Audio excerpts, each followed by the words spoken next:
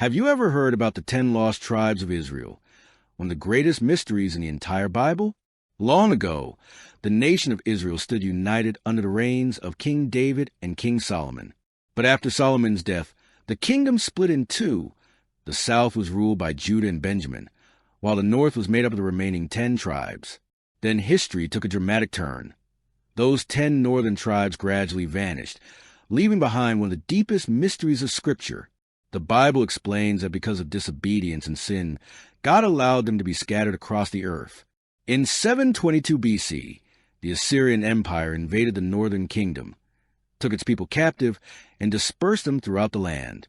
From that moment on, their identities slowly dissolved into surrounding nations, earning them the title, the 10 Lost Tribes of Israel. But here's the question. Were they truly lost, or are they simply waiting to be revealed in the last days? Across centuries, many groups around the world have claimed descent from these tribes. The Ethiopian Jews, Beta Israel, who trace their lineage back to the tribe of Dan and remarkably preserved ancient Jewish traditions despite centuries of isolation. The Bene Israel of India, who believe their ancestors were shipwrecked on the Indian coast during the Syrian exile. The Pashtun of Afghanistan and Pakistan, who call themselves Bani Israel and still practice customs strikingly similar to ancient Israelite law. The Igbo people in Nigeria, who maintain they are descendants of the tribes of Gad and Zebulun. The Lemba of Zimbabwe and South Africa, whose rituals reflect Judaism, and whose DNA shows links to the priestly line of Levi. What makes this even more fascinating is that the Bible prophesied their return. In Ezekiel 37, God promises to breathe life into the dry bones and unite his people as one nation under the Messiah.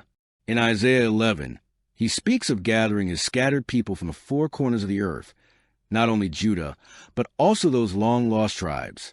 And in Revelation 7, we once again see all 12 tribes represented, with 144,000 sealed during the Great Tribulation. This tells us that the story of the 10 tribes is not finished. They are part of God's ultimate plan for the end times.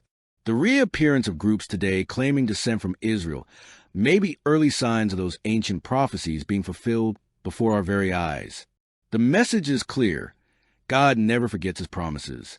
Even after thousands of years, he is still gathering his people. And when all 12 tribes are finally reunited, it will mark the beginning of the final chapter in human history.